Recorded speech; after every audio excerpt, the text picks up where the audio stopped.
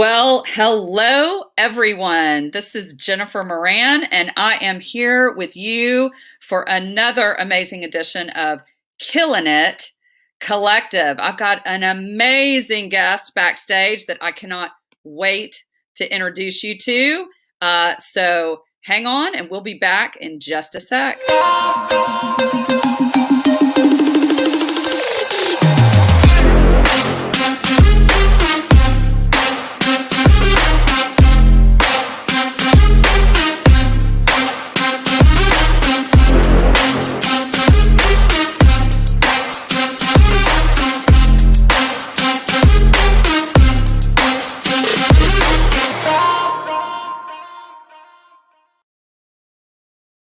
All right, all right, all right. Well, I'm so excited to introduce you to our guest today. He's amazing. He hails from my hometown of San Antonio, Texas. Please help me welcome Cesar Torres. Hey What's Jay, how are up, you? Cesar? How are you, I Jennifer? am amazing.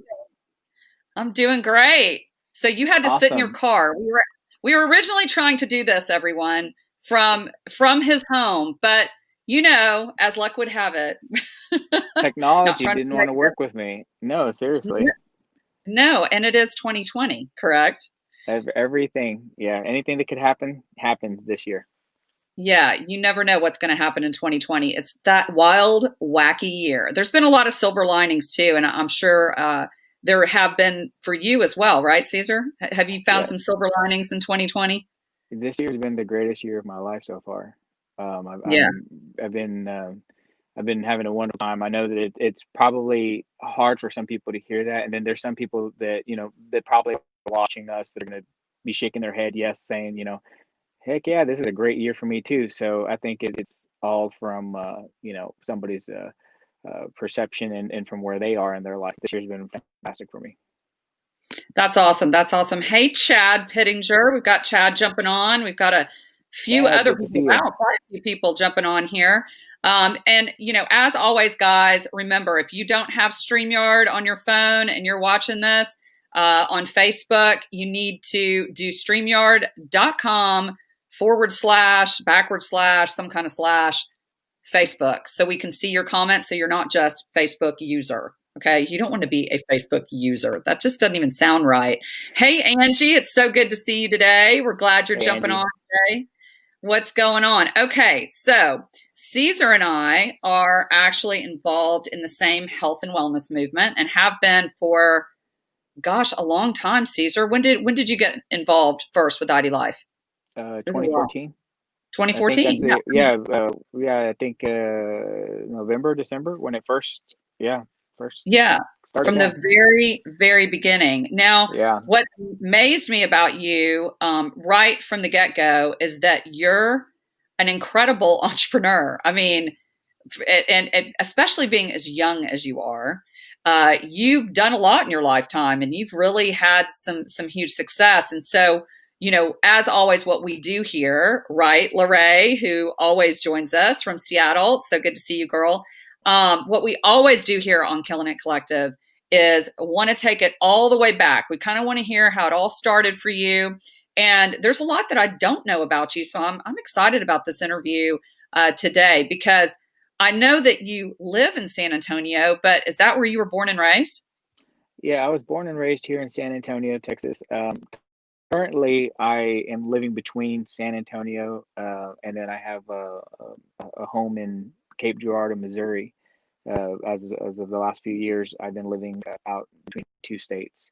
Um, Born and raised in San Antonio. My biological parent had me when they were 15 and 18 years of age. So my mother was Oh, wow. very, very young.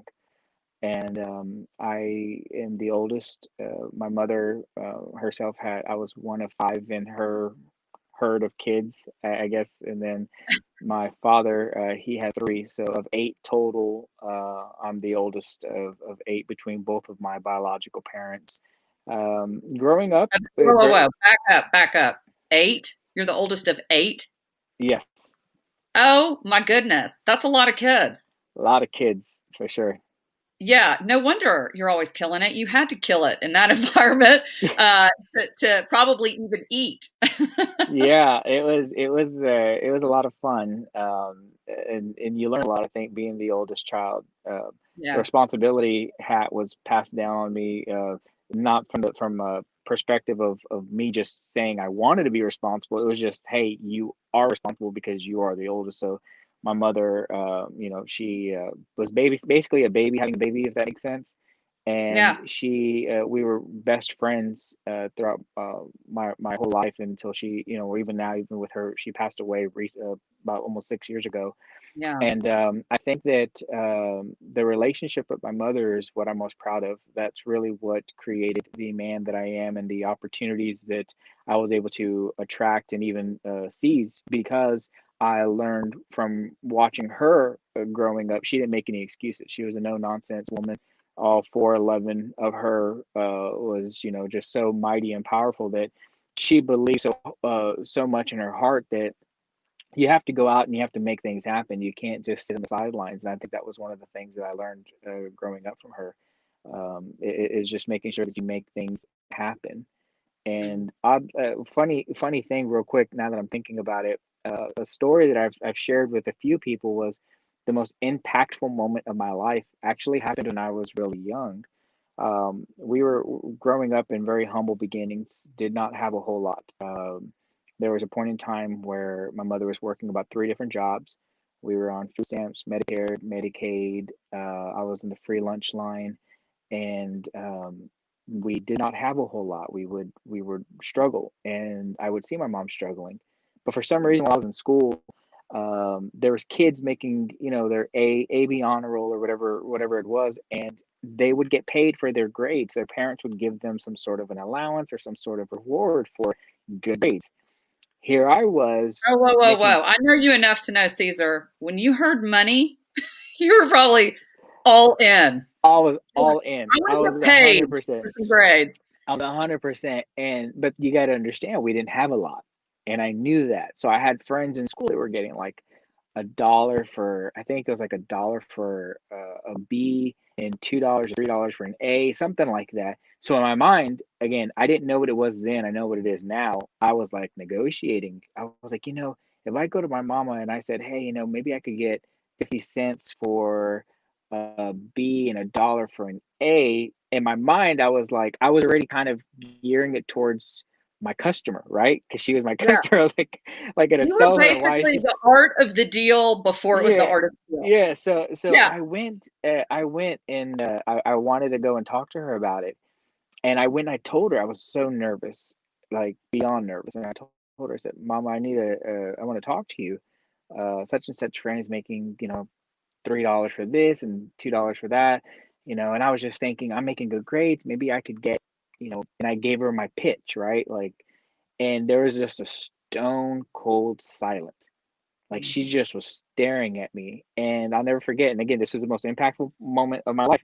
She come here, and I was like, so being Latina and being in that environment, when your mama's like, come here, you kind of are like, oh shoot, something's about to go down. Like, I don't know what she's gonna do to me. Is there a sandal, a chancla for those watching? And like, what is she gonna do? So I walk up to her, and she tells me again. She goes, no, no, no, come here, because I wasn't close enough. So I was within striking distance. Okay, just for the people at home watching, I was like, I didn't know what was gonna happen. But then something remarkable came out of it. She got down on one knee and she looked at me right in the eyes, and she had her hand on my shoulder, and she said, and excuse this one part of the language, but I'm just gonna, I have to be authentic. I have to say Hey, how she said hey, it. like I said, we're Uh, PG-13, so, R-rated so sometimes. she looked at me and she said, if you want to be stupid, be stupid. I ain't paying you shit. Now get out of here. And Wow. I had a pause, and so some people, they might not think that's much of anything, but to telling a kid that the way she said it impacted me because I had something that I had to think about. If I was going to make good grades, if I was going to be something, it wasn't going to be because she was paying me to do so. I Mm, had to do it on the merit of the fact that I just was. going to be built that way, and I was going to go out and get it. And I'll never forget that. That's impacted me my whole life, really, because I had to make those choices that I was going to do something with myself, and I did. Yeah. Well, we've got people who totally knew what you meant when you said, is it The chancla? chancla, yes. The chancla? Basically, What it's a is that? sandal. It's a sandal. It's like those little, uh, I guess your Old Navy $5 kind of sandal. Yeah. The mama would come with it, and she'd spank you if you didn't listen. That was the chancla. So Well, I'm learning some Spanish along with your whole hey, story. I can't speak Spanish, so that's all I got for you. Oh my gosh, I know. Well, funny story. Obviously, my last name's Moran, but it's my husband's name and it's technically Irish. But back in the day when I sold medical equipment, I had all of South Texas and all of Louisiana.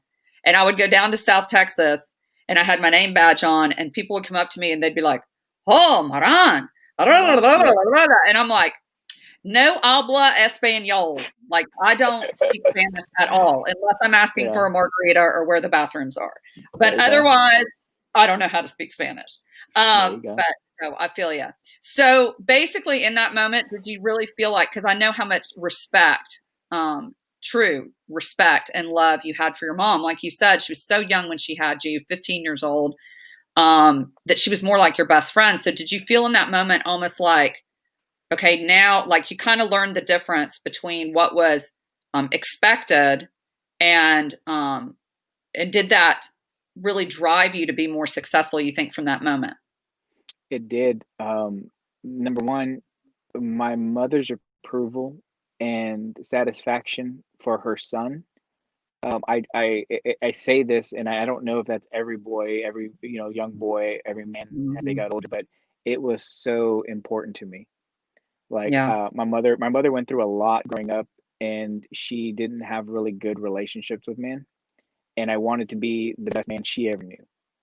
And I think that when I go back and read some of her writings, she would tell me how I was her best friend or how much she loved me. Like I was just so blessed that I knew like she was my number one fan. She loved me, she supported me, but because she pushed me and she wanted me to, to do things not because of somebody saying that they would reward me. She really just wanted me to do things because I was going to do them and I would be better for it. That made an impact in my life, and I knew that it would make her happy. I knew that she would be very proud of me, and I think that was just a big driving force getting started early on. Wow. Okay, so that was back in, I'm assuming, grade school for you, correct? There, yeah, late 80s, maybe. Late Yeah, 80s. late You're 80s. such Yeah. a baby. Late 80s. I was like graduating from college, late 80s, right? Making me feel old over here, Caesar. No, Uh, no, no, no, God, no. I'm teasing you. All right. So when you graduated from high school, now did you go off to college? Did you go right into business for yourself? What's the story there? So, I went to somewhere between 9 to 11 different schools before I hit sixth grade, Okay. Whoa. and Why? so my mother and my father were divorced when I was three, and we Oh, moved wow. around quite a bit. My mother had a GED and put herself to go get her pharmacy technician certification. I guess is what it's called. So she was doing that while she was working several jobs. Um, we just were, we didn't have a whole lot. From a economical measure of number, I'm not saying this in a, woe is me, but I'm saying like we were considered in a poverty area because we qualified for every government assisted type of thing that was out there. But my mother was not the kind of woman that was going to do it forever. It was more of like, this is not a destination. This is just a speed bump, or this is just a starting point just to kind of help. And she was going on and working to get ourselves better in different situations. So I went through those schools early on. I tested, gifted and talented, the GT programs. Yes. Yeah. They had it really early on, and my mother saved a letter. I think it was from like 1985. They said that I was like special in critical thinking at a or not 85, I'm sorry, in 95. It was like a young age when they were first starting these programs, Yeah. and it wasn't for a subject matter, it was for critical thinking of all things. And so all of that stuff kind of was part of the making of how I was operating, led me to go to high school, graduated high school. Throughout high school, I did not go to high school like the normal teenager. I was in a work Right. program my junior and senior year, so I was leaving about half of the day to go work for co-op. I ended up getting a scholarship for vocal performance to go sing in college. I thought that that was what I was going to do. For some reason, I was pretty good at it. Good at it. I played sports, but I was Now, working what is all, all that? Like, what was that for? For singing? for singing to be a Oh vocal wow. performance major. Yeah. Oh So wow. I thought that I was going to be a singer. I was really good. I was actually, I was more than really good. I mean, I was pretty damn good when I was younger. I have no idea how because nobody in my family could sing. Like you couldn't even tell them to Wow. hit a tone or anything. I think it was just one of those things that God put in me was to be able to sing, and my mother loved it. So I was working and going through that process. I ended up I, probably my freshman year. Yeah, I think a freshman year in high school. I started working at one of the very first Quiznos franchises in San Mm. Antonio, Quiznos. and Oh my gosh, I remember Quiznos. Quiznos. Yep. Yeah, and before I knew it, I ended up managing. I was one of the youngest managers that they ever had. I could do everything but slice the meat because I wasn't 18 to slice the meat, and I Wow. helped them open up another location. So Quiznos really was the very first business that actually got the entrepreneur side of me going. Because I had helped him open up some locations, and I dropped out of college for an hour because my mama was needing some help, and I decided that I was going to go to just work, and it obviously later in the story there's more to it, but it paid off making that choice. Wow, that's huge. First of all, hello, Speedy. Good to see you on here. Speedy Gonzalez, huh? Is that a real name? I'm not sure That's about awesome. that. Uh, Speedy Gonzalez, all right. Speedy Gonzalez. I don't know. I don't know. Hey, Chad Pittinger is saying you should do the Masked Singer with Nick Cannon. Hey, maybe I'd love to get out there one day again. It was a Yeah, lot be of on that fun. show. And then Gabrielle, yes, I will totally watch this later. I have a feeling this is going to be about the comment about La Chancla or whatever. If I said it right. But anyway, um, and I believe this might be for you, but he said to DM him later. So maybe go back and do that, Caesar. He's wanting to Okay. talk to you about something. Okay. Okay. So you're working at Quiznos. It really kind of sparked that entrepreneurial fire in you. Did you save up money from there to start your own business, or what was the next step for you? No, I was working and I was basically giving everything that I made to help my mom, and my mom was so good that she was teaching me how to open up my own accounts and manage money and do different things of that nature.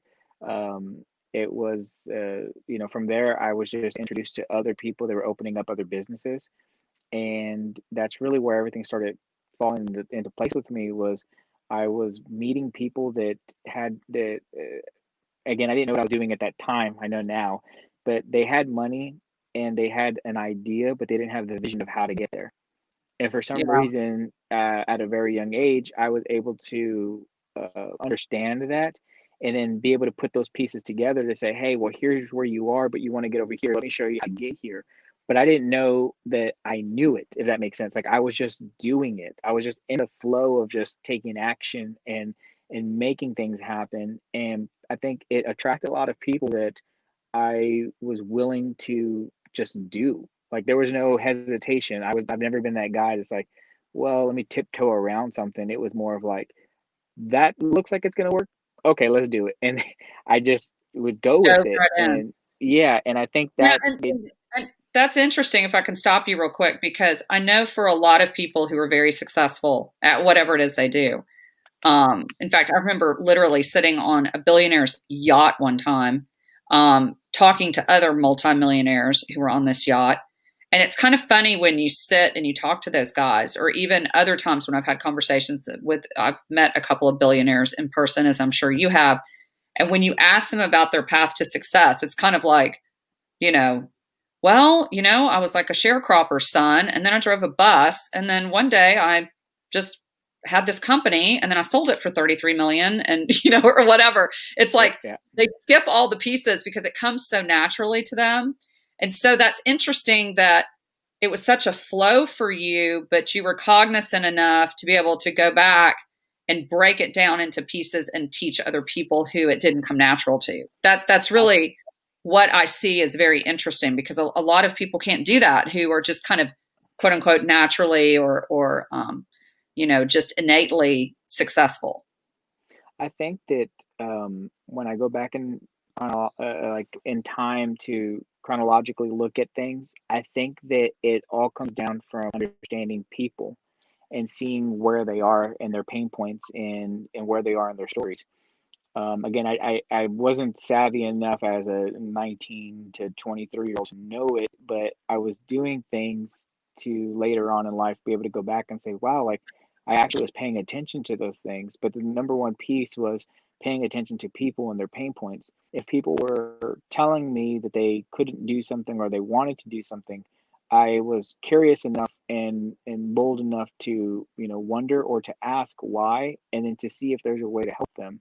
And I think that is probably the biggest piece to everything that I've been able to accomplish was to be able to just say, you know what, like if you're struggling with this, why are you struggling with it? And then when somebody would ask you how you can be outside of the forest, you're not in the forest, but you have a different perspective of what you're seeing.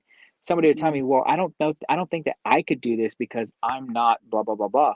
Well, meanwhile, I am the oldest of eight, grew up the way that I grew up, went through a bunch of stuff, and I was like, wait a minute, like, what are you talking about?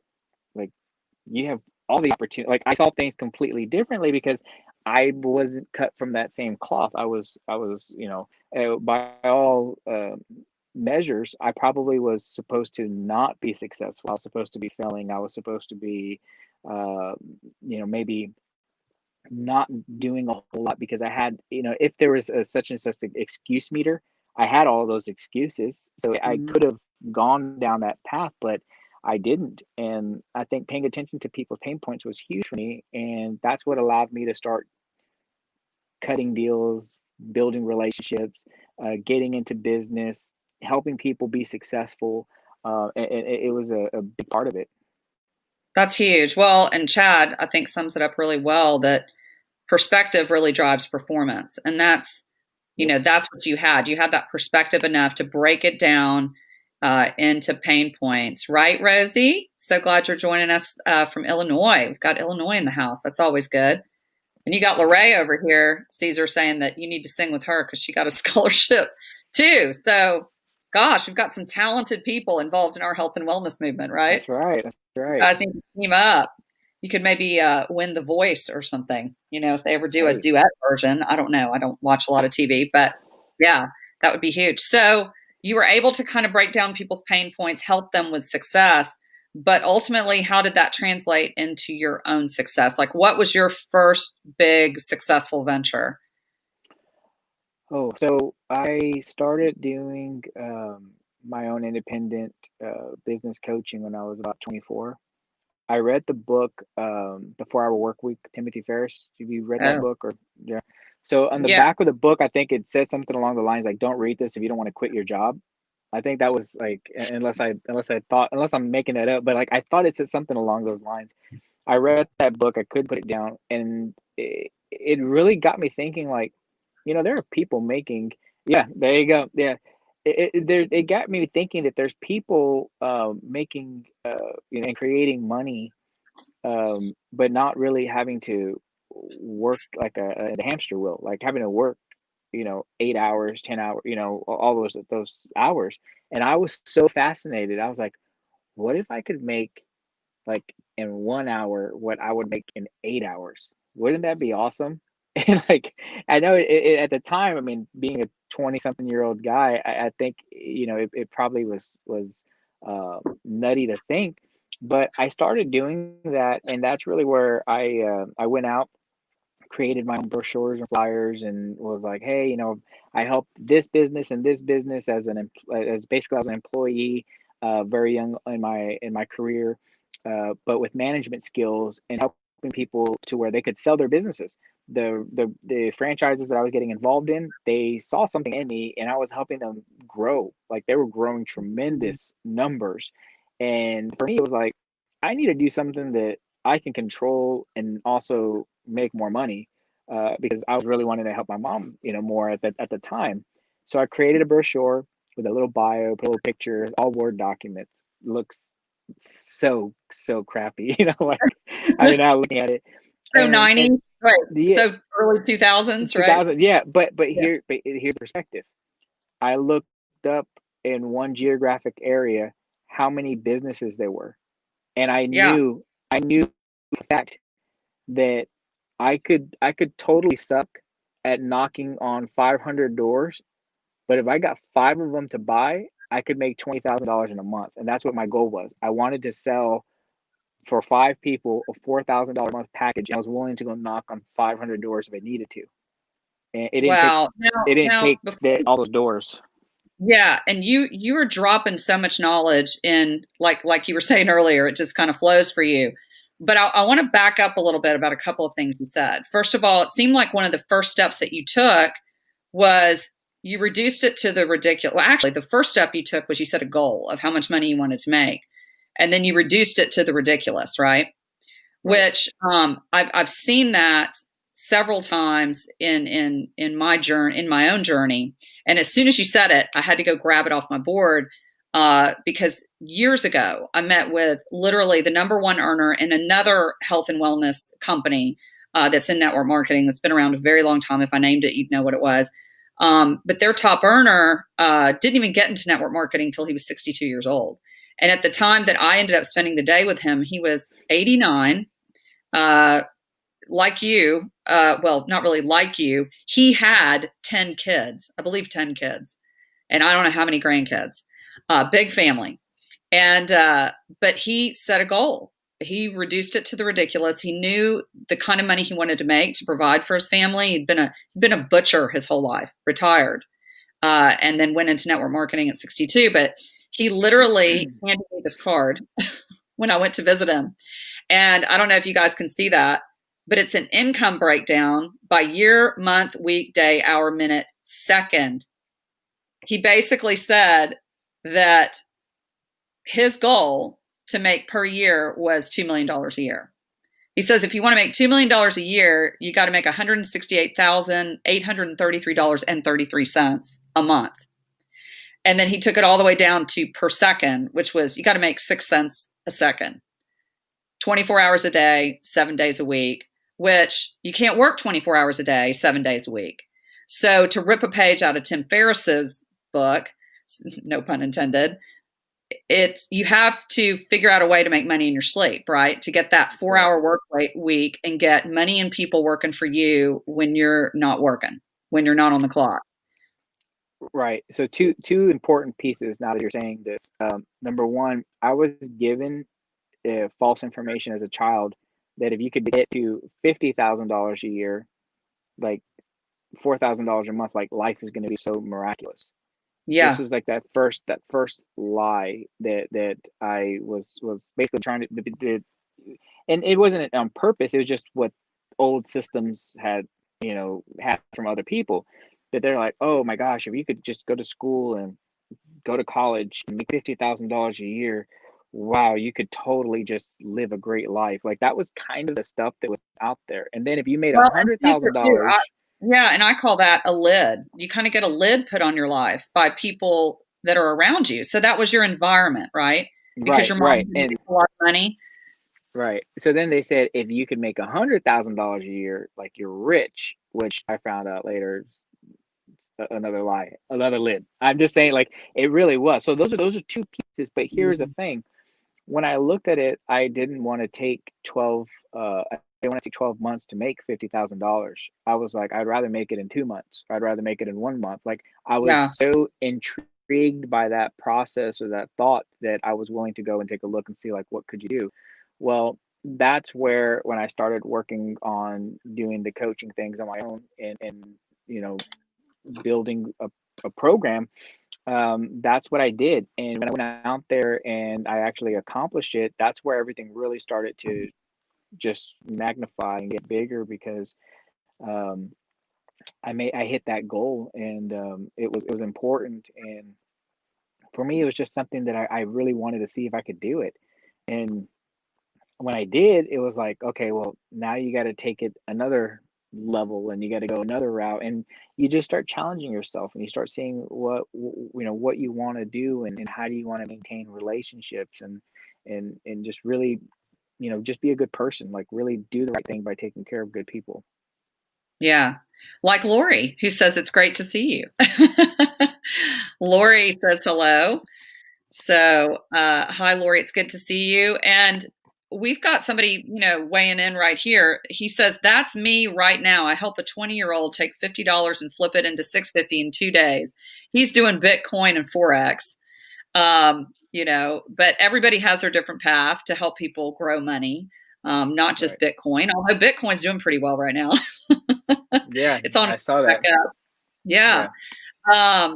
So now I kind of know the end of the story, Caesar, obviously, because by the time when I first met you, you owned several gyms, which you might have, divested some of that now, but I know you owned several gyms. You were sitting on the board of directors for a lot of different companies, things like that. How did you get to that point? And at the height of all your, I guess, entrepreneurship, how many businesses did you have running simultaneously? Because I know you do Service Master as well, and all these other. You really are almost like a serial franchiser.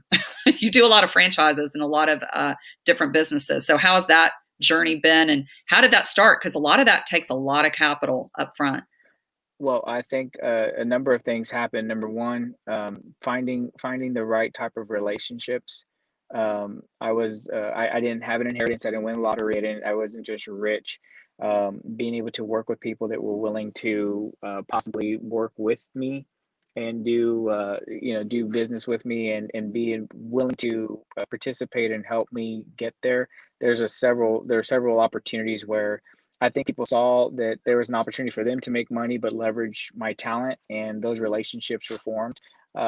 Another thing was really finding the niche businesses that were on the rise. For some reason, I've had a good knack of being either introduced or finding on my own those specific type of businesses. And you for yourself, I mean, looking at what we've been able to do with like Ideal Life, getting in at the right time, with something like that, as it was now, that's kind of where it was. I will say, through a 18, 19-year journey of being an entrepreneur, I've lost millions of dollars. And Mm. and I can tell you everything not to do to not lose millions of dollars, to not fail. I've Okay, had feel those free. yeah, so Feel free. Write that I've had down. yeah, so I've one of the things is you can't really get to a point where you think you're invincible or untouchable. Mm. And that you have to stay very humble in where you are, and don't let the influence people that have not met the humble parts of their life influence you to think that that's not who you are.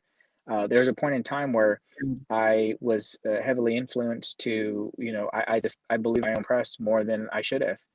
And there were people that were around me that were doing quite well, and they lived a certain lifestyle, and I just lost touch with my roots. And I became a guy that was going to go buy a $600 pair of shoes for no damn reason. Like, it was just like things that were just obnoxious. And I don't mean that to anybody there. I'm saying for me, it just was not how I was. And when I looked at it and I started seeing things, it was like, oh, let me overextend myself or overstretch myself, or oh, I'm trying to impress people and trying to do this and that. It was just like there was no reason to do it. It was silly, and I learned that, went through that process. The other part is understanding that not everybody is going to be happy for you when you are doing what's best for you. And I think that was something that, a lot of people probably felt this year, that were doing well while other people weren't. Or when you're trying to better yourself, and if people don't see why that's the case, or why you should, then you, sometimes that can mess with your mind. And I think for me, it was like I saw that I was really living for the approval and the praise, but I was also dying by it. And at the same time, when you combine that with the trying to, you know, fit in with people that were doing maybe similar things, it's just a recipe for disaster. You have to not confuse your identity to your image, and that's where I was. And I've said that exact quote on stages before, is that I was like, who am I, like, why am I doing this? Like, it didn't make any difference to anything. And now it was like, be you know, be simple in the sense of, you know, what you're really trying to do. Don't go out and you know, do things for the wrong reasons, and in the sense of attention and in accolades, all of that stuff. Like, I really couldn't care less about the label that, you know, you gave me. And but I think that that's the maturity and the growth of going through those pieces, and those are part of the main reasons why you know, I had some issues when I was building the businesses I was building. Wow. That's crazy. Well, that's true because, as I jokingly say, do you not know who I think I am? I I mean, love that. it's so Yeah, true. Literally. Well, Chris and John from Tampa, in ID Life, they literally put that on a shirt for me because I say it so much as a joke. But it's really true because I think a lot of people confuse their identity and their image, especially these days. right. I heard a really powerful sermon the other day. It wasn't even really a sermon. It's not a sermon. I shouldn't even say that. It was Stephen Furtick, who is the pastor of Elevation Church, which is like this huge church out of Charlotte. And he was interviewing T.D. Jakes, which T.D. Jakes, most people know him as a pastor, but he's also a big filmmaker, author, what have you. And he just wrote his first book on entrepreneurship. And Stephen was interviewing him at some entrepreneur conference that they had. And he called TD Jakes the slasher because he said, "You're pastor slash author slash filmmaker," which that's kind of like you, Caesar. You're a slasher too. You're like slash this, slash that. You've got all these different businesses. But it was funny because TD Jakes was talking about how Christ came to earth as a carpenter, and yet how ironic it was that he ended up, oh, we lost you. I hope you can come back, Caesar. That it was ironic because he ended up being nailed to wood. So here you have this great leader who everybody sort of pigeonholed as a carpenter, obviously, in his younger days. And yet he ended up being nailed to a tree. And, the way T.D. Jakes actually put it was that, basically sometimes what you work in is ultimately what ends up crucifying you in the end. And so, in other words, you can't be defined by what it is people know you as, especially if you're going to really truly kill it in multiple areas like you have in terms of being an entrepreneur. So you really can't get just placed in one category. So that's interesting. Yeah, no, for sure. I think that um, for me, I had to get very comfortable with my own skin, what I was and what I am. Like it's like what I am and what I wasn't, and I think that made a big difference in everything that I was doing. I apologize. I was losing power in my of all days. I've been on the phone all morning, so my earbuds, everything's just going off in the technology side of things. So, Dude, I'm so used to it. You'd be amazed. We could do a whole show on all the stuff that's gone wrong on my show. I'm like seriously, like everything. When your rechargeable battery's not working, when this is, you're like, what is this a Monday? No, it's because you have a powerful message, Yeah. and the universe is trying to the evil forces of the universe are trying to shut that down because somebody needs to hear what you have to say today. But so let's get into that a little bit because I happen to know you pretty well from that perspective. You're a thinker. You're very spiritual.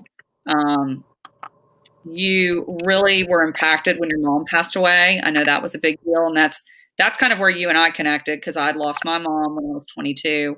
Um, it's a crazy, weird thing when you lose your best friend like that. Um, how has that impacted you, and how has that maybe impacted your businesses or how you approach business? Um, it changed everything about me when my mom passed away. Honestly, um, I went from thinking that I was living the way that I was supposed to when she passed away, realized that if I kept doing what I was doing, it wasn't going to honor her or make her proud of the man that I was becoming. And there were some things that I've written about it, where during the time that I was at this point getting to quote unquote doing some successful things, um, where my mother just really wanted my time, I was trading the time for gifts, and that was never who she was as a woman, and as my mother. And I'll never forget where I thought, oh, getting her the Tiffany necklace, because it was Tiffany, I thought she would be Yeah. like, thrilled with it. And she was like, I just wanted you to come sit down and watch a movie with me. And it was like I was so busy for everything else in my life that I lost the time of giving her son's time. And I Yeah. think that when I realized when she passed away, I had calculated the days and I wrote it down. I can't remember now the number, but it was like for a 6-year period, she was alive like 7,214 days or something like that. And we lived less than 10 minutes away from each other. And I saw her less than 24 times. Yeah. And it devastated me. Well, and thinking about what you're saying too, and it just reminds me of this, because I happened to this weekend I was away with family for Thanksgiving, and somebody mentioned there was this great old movie called "It Happened on Fifth Avenue," which I love old movies. My parents were older when they had me, so I thought I knew every old movie. Never heard of this one, so I watched it last night. Basically, it sums up what you just said, which you kind of grew up with nothing, so your emphasis, I think, was probably on money and on showering your mom with the things she probably couldn't buy herself. Um, but in the end, I think you learn when someone like that passes that the greatest gift aren't money or things, but time, right? You can't take it with you. Yeah.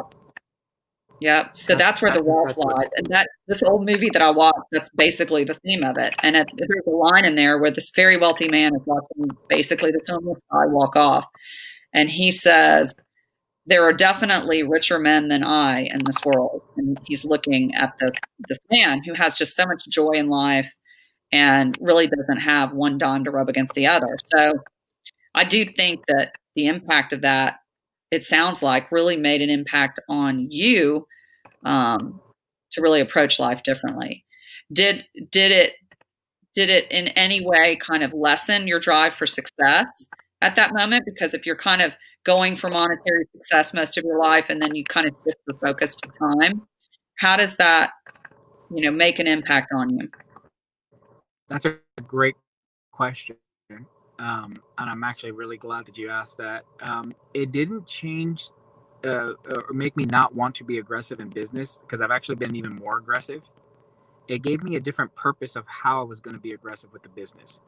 It made me realize that I wanted to be around people and be a part of people's lives, that I could help them get the thing that I couldn't get with my mom, which was the time.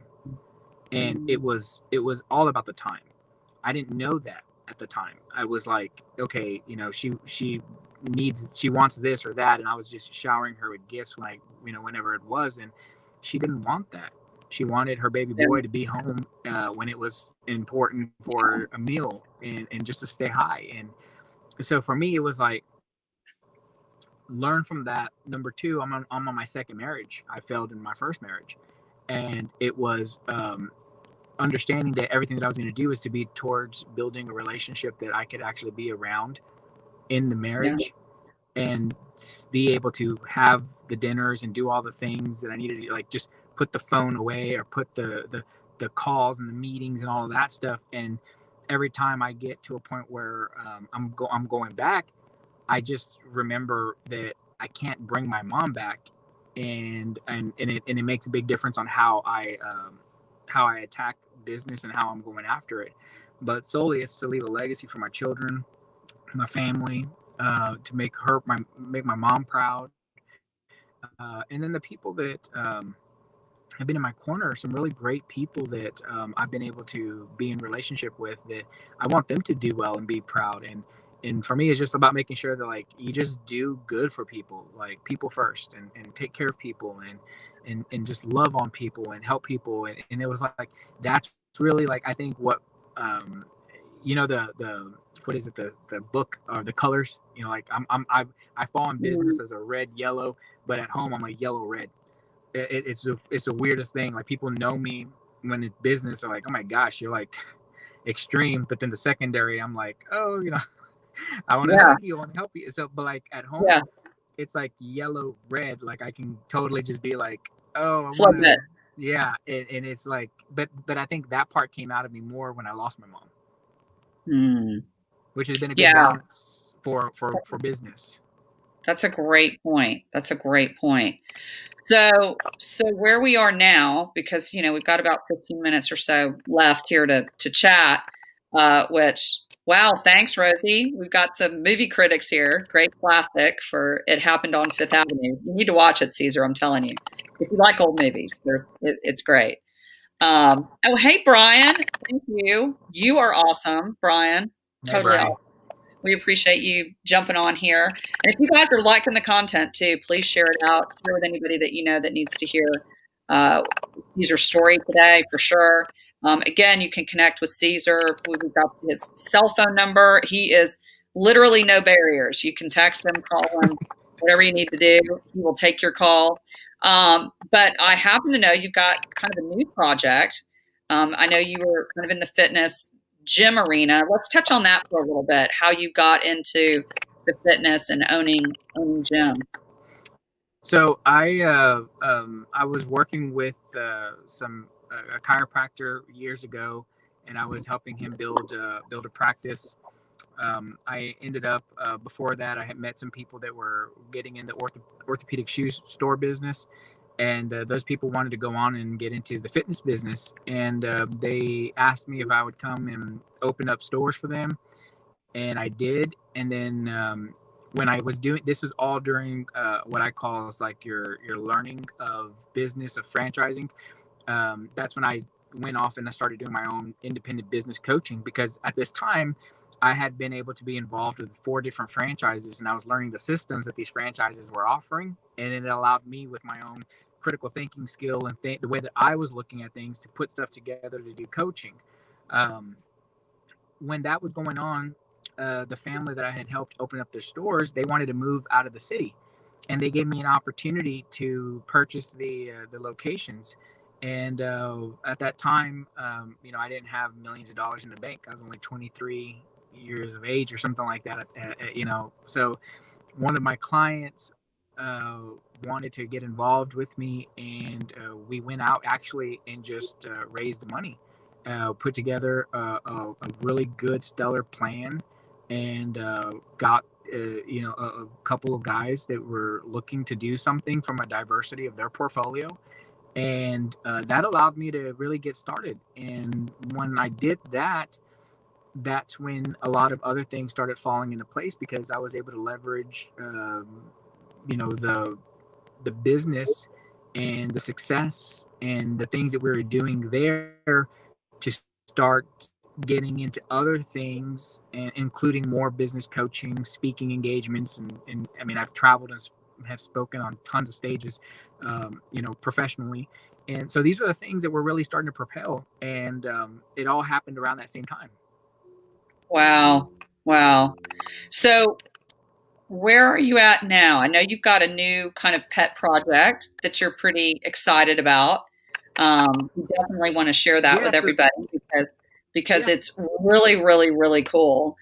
So tell us a little bit about this New Gen Biotics, which I've got the website here below for everybody to check it out. But Awesome. It Awesome. sounds So, like that, as you were saying earlier, that one of the secrets to your success has been kind of being able to analyze right place, right time, and when to get involved in things. And this is definitely one for the times. so, um, I can't get to new gen without going and getting into service master. So I'm gonna start with that first, and then I'll All go right. into the new gen. So, I acquired from a fantastic man, two service master franchises that have been in existence for about 35 years. Wow. And long history, great foundation, and it's a cleaning business. Do everything from mold, remediation to water mitigation to fire to janitorial, those pieces. And being in that industry was never something that I thought that I'd be involved in. I never thought, oh, I want to get in the cleaning business. But God has a very funny way of putting you where you're supposed to be, I believe, wholeheartedly. And it was, for me, the right time and the right place and the right opportunity.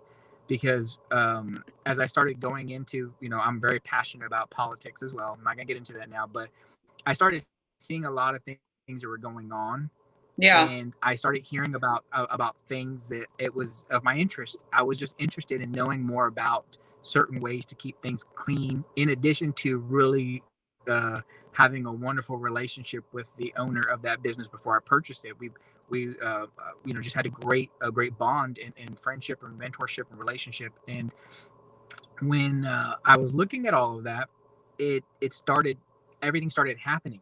Like I get into this, and then all of a sudden, at the end of last year, come January, what do we have happen? So Yep. it was like all of a sudden now people are talking about this COVID thing, and here I am in this business that is accelerating because I'm in that space, and it Yeah. all fit. It all fit according to what I was seeing, because I have been very, for people that follow me for years, they know that I'm very opinionated on certain things, and I've been out there talking about it. And so this was like perfect timing. It's like it couldn't have happened any more perfectly, to be honest. Well, a friend of mine then says, "Hey, you need to take a look at this product because you're in the cleaning business. Maybe this would be a service you want to add on." And Right. I took a look at New Gen Biotics, and it's the founders were just fantastic people. We had a great online Zoom meeting, and when I looked at it, I knew that this was instantly a winner. This is something that I needed to get involved in, and not just from a standpoint of having it as a product that I'm offering through the business, but actually be a part of the ownership team. And ultimately, in the last month, I'm a partner in the business, the new CEO of the business, and we're relaunching pretty much like we would call it version 2.0, but essentially we are able to help people breathe better, protect them, to keep them healthier. And it's all by having the best probiotics that you can breathe in, and it's in the air, and it's the right time to be able to keep these bacteria and viruses at least at bay. We can't make any medical claims, but we've got some real significant pieces of information on things that we've done with hospitals, cruise ships, restaurants, grocery stores. And I've shared a little video where we have also a handheld device that you can use to get yourself protected in the air. But that's really what it is about. We have a formulated mist that will help capture the basically these bacteria and viruses in the air to help you breathe better, and it's simultaneously like providing you those probiotics. It's nothing like So it it's like out a there. kind of like an on-the-go air purifier, sort of. Basically, yeah. And we've got some at a higher level than just that, but we've got some really substantial things coming out. So for me, the timing of where we are was important on why I wanted to do this. But we could actually really change the complexion of what people are doing. So like, let's say you and I were not having this conversation virtually, but we were together at a restaurant, and let's say somebody came in and they started cleaning before we got in there. They quote unquote can kill the bacteria by wiping things down. the moment you and I walk in, it totally shifts everything there anyways. Like it's not going to be, it's going to Right, because we bring just new came in bacteria, from right? the outside. You might have COVID, or I might have it, or be Right. asymptomatic, and then we're breathing and we're talking and we're, Right. So yeah. here, if we had it clean, but we have our air mist coming in, it's going to help create like a protector in that space to where it's another layer. It's actually better for you while you're breathing it in. So it's not just being vulnerable as walking in. The cool part that I'm really excited about is that our mist, when we spray it on a mask, it will keep your mask clean for 3 days. So Wow. we've got some. So there's a lot of things that are going to be coming out. I'm doing a private invite only call tomorrow for people that are interested. This is not a network marketing company. This is a legit, business to business company that we have.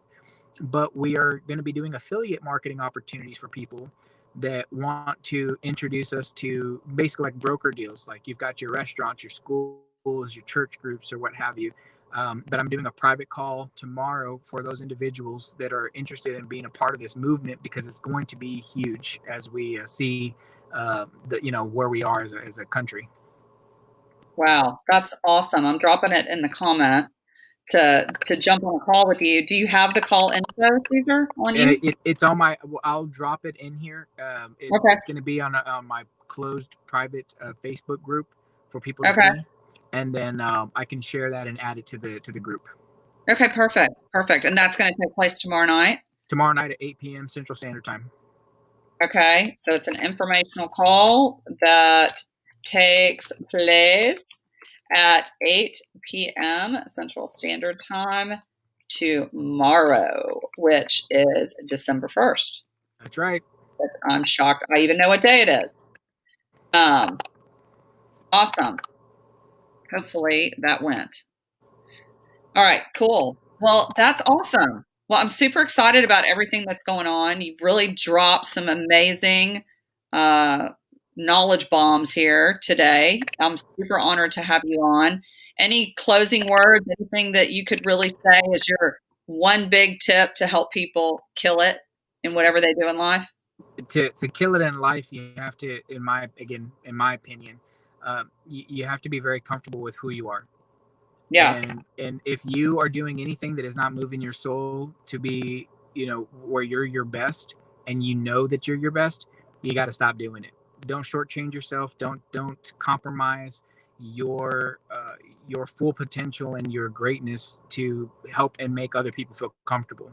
You got to be willing to be 100% in your own skin and own it. And I believe if you can do that, then the quote unquote swag, confidence, the pieces that are important to making decisions are going to be there for you. But those parts allowed me to be very confident in my abilities and to be decisive in the things that I was doing. And I feel like that was a big part of why I've been able to do some cool things. Well, that is awesome. I love, love, love all that. Guys, we appreciate you spending an hour of your life with us today. I know some of you guys have probably popped on and off. Again, if you're watching this on replay, please drop replay in the comments. Let us know where you're watching from. Cesar, I want you to hang with me for a bit. Don't go anywhere. Wow. Like I've had a tongue transplant and my body's rejecting it right now. I will talk today. I've had trouble like getting words out today, but I appreciate you guys. I love you guys. And remember, as always, wherever you are, just keep on killing it. We'll see you next time.